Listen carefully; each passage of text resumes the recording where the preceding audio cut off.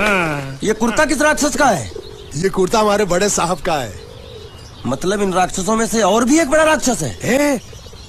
नीची आवाज में बात कर। ये लोग तो कुछ भी नहीं है, असली साहब तो वो है मंगल सिंह चौहान। गुजरात गए हैं, आने वाले हैं।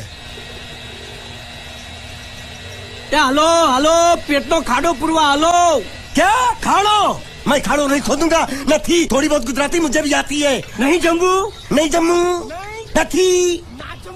तू जा भाड़ में। ये जा साले गड्ढा खोद जाके। साले गुजराती समझता नहीं, मेहनत पड़ेगी तब मजा आएगा। यार कपड़े धो धो मेरी हालत खराब हो रही, ऊपर से कह रहा है गड्ढा खोदो। मैं कोई बंगला मजदूर हूँ? अरे पेट में खाड़ो पूर्वा का मतलब मालूम है क्या है? वो खाना खाने के लिए बुला रहा था। क्या? चाचा भी काम कर। क्या खाना?